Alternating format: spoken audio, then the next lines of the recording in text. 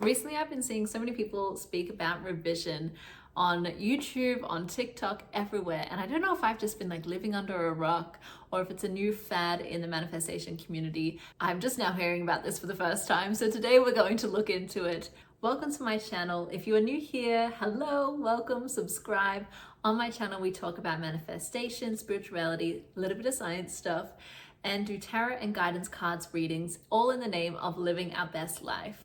Let's get into it. From what I gather, revision is just an extension of the law of assumption. It comes from the father of the law of assumption, Neville Goddard himself. You've probably heard of Neville Goddard before if you're in the manifestation space, but if you haven't, he was a speaker born in 1905 in Barbados, moved to America, and passed away in 1972. He was a speaker and thought leader in the space of New Age spirituality and manifestation, and he used the Bible heavily in his teachings. His most essential take is that the self is God, or you may hear it sometimes referred to as you are the operant power. Neville Goddard's opinion about what our mission in life is simply to tend to the garden of God. That's your purpose. He means our mission is only to create heaven on earth through pruning, gardening, beautifying our inner world so that our outer world reflects it. He believes that we didn't come here to suffer or to earn worthiness or rewards through suffering. We came here to realize our power, to overcome suffering, and to create our desired reality, and to realize ourselves as God. What does this have to do with revision? Well, in his lecture, Pruning Shears of Revision, Neville Goddard states, I'm going to read from the screen. Every man is rooted in me. He ends in me as I am rooted in and end in God.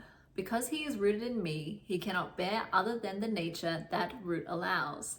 So he is in me, and any changes desired in the outer world can be brought about only if I change the source of the thing I see growing in my world. Now, it's a lot of words. So what does it mean? He's saying that you only ever experience others through the self, through your eyes, through your biases, through your lens that was created from your past experiences. And in that way, the other is the self, or the other is a reflection of the self. This is what people mean when they say that everyone is you pushed out. If you've heard that in the law of assumption community, that is what they mean. They're saying the way you experience other or others is a reflection of your own inner world. He's also saying that other people cannot take on qualities that you do not allow. This is why a lot of people say that you need to love yourself first before you get into a loving, committed relationship. Whether you believe that or not, this is what they really mean. They mean, how could you accept the love, the affection, the devotion, the exaltation from another if your framework says that I am unlovable, there is nothing about me to love, I am hard to love, etc. And the answer is you can't accept that. You don't have the framework to receive that love. And your perception of the other person who's trying to love you is clouded by your biases, by your beliefs about if you're lovable or not. So if you want to change the outer world, you need to change your inner world so it changes the way you witness the outer world. I really want to drive home this point that other people can only show up to you as much as you allow them to. So for example, if you believe that your sister is always mean to you, she only cares about herself, etc., etc., when your sister tries to do something nice for you or share love to you, maybe nurture you in some way, you're not going to be able to accept that. When you look back at that memory, you won't see her loving you, nurturing you. You will only see a reflection of the belief you have of them. So revision, what can one revise? Well, you can revise a disagreement, you can revise a simple memory, maybe you want to revise your lack of productivity, you want to revise being late to work, you could revise an entire breakup conversation, you could revise friend commitments clashing, you could revise rejection, and you could revise receiving compliments or feedback from people throughout your day. Now let's talk about how do we actually do the revision, according to Neville. So the first step, he says, is to review the day or review the moment without judgment. So from a neutral place, so before we've assigned meaning or feeling to anything, just simply stating the facts of what happened, reviewing the facts of what happened. This can be done at any later time. Neville says it's most effective on the day of the thing happening, so the closer to the moment that you want to revise, the more powerful. And that's just because we haven't replayed that instant over and over and over again in our mind. So our connection to what the truth about that situation is a little bit more flexible. So neutrally recap what happened. Step 2 is to rewrite what happened. So you can do this, you can literally write this down if it helps you ground and focus. But essentially we're just altering the mental scene we have of that situation, of that memory. Make the moment ideal, make it conform to your ideal reality, how you wished it had have gone. Make it conform to your preferred experience. And what we're doing is we're molding the memory here. Note that we're always changing memories. This isn't something crazy or brainwashing yourself. You are always changing memories. Whenever you bring a memory up from your long-term memory, short-term memory, you change it a little bit based on what you're feeling now, the things you're focused on. Revision is just doing this consciously. Step 3, according to Neville, is to relive that day. So replay the revised memory over and over and over in your mind until it starts to feel like a genuine memory. The next day will reflect a continuation of events of the ideal revised experience. It's kind of like you're altering events back in the timeline, and it has a butterfly effect to the now events. When doing this, it's important to do it from a frame of I'm replaying a memory, not I'm trying to convince myself that this is how it happened, even though I know the truth. So you need to just allow yourself to feel into the memory, the thing you're replaying over and over again, and allow it to be as natural as possible.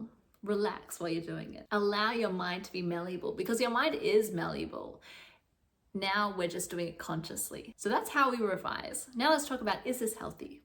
You may be thinking, is this just like making stuff up and like brainwashing yourself and being delusional? The truth is that other people's version of events are always different in either small ways or big ways to our own. And that's because we all come from different perspectives. We all value different things. We've put emphasis on different aspects of a memory, of different things that people say. We have different lenses that we process meaning through. Have you ever had like a debrief conversation after like a movie or after a social interaction with a friend or family member, and you've both taken away such different things from it? You may have both gotten different vibes from the same person. You may have felt like there was this really important thing, and then they may have thought that a different scene was the most important scene in the movie, etc. I certainly have, and this is proof that there's no right way to experience reality or right lens to look at reality through, and then we are all having a different experience of what is going on in front of us. I recently watched this TED Talk about reality being a controlled hallucination. Look it up, it was very interesting. And it is all about how we're processing outside data. It's all about how much of a liar really our brain is about processing information, visual information, audio information, and creating our reality. So I'll definitely look that up. Reality is a controlled hallucination, TED Talk. I will write the name and the speaker of the TED Talk and link it if I can below. So what we're doing, we're not being delulu, we're adjusting the lens through which we're seeing reality. We're adjusting the meanings we attribute to things, and we're adjusting where we want to put our focus or emphasis. You may also be asking, if I do this for a hurtful breakup or a disagreement, when someone said something mean to me, am I giving them a free pass on their actions? Revision can really help with forgiveness. And just like forgiveness, revision is for the self. It's to help you let go, to help you create a new story, to help you move forward.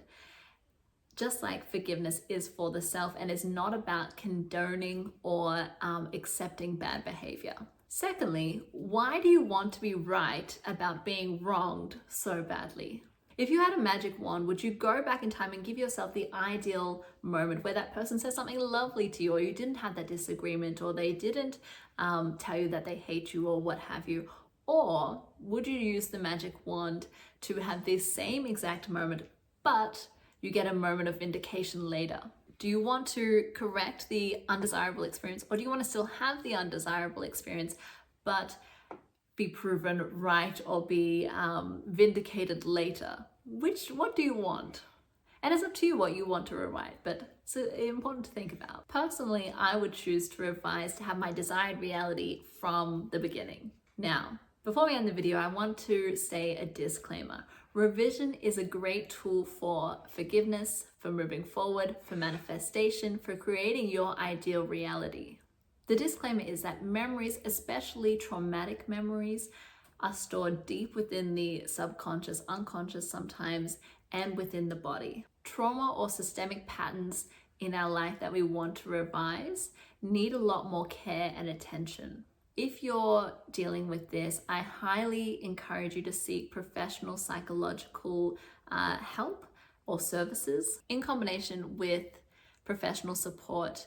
Releasing modalities such as breath work, Reiki, etc. can be really transformative as well. With all these things working together, we can then start to rewrite to our ideal story, but we don't want to spiritually bypass deeply rooted trauma and things that we need to process. I've got a video coming on spiritual bypassing and how to avoid it, but we definitely want to really feel into the trauma, process it properly, and be able to release it from our bodies and from our memory. So if you're going to use revision for something systemic in your life or traumatic in your life, I would highly encourage you to seek professional support, a releasing modality, and revision on top of that. Let me know if this video helped you or if you've tried revision and if you're seeing it everywhere now too. Like and subscribe for more easy to understand and implement manifestation and spiritual adjacent content. I have uploaded a guided meditation by me to help you use the revision technique. I'm excited to make more meditations for you all. I think guided meditations are a really powerful tool. They're definitely powerful for the transformation that I've gone through in my life. Let's create our dream lives, and I'll see you in the next video. Bye!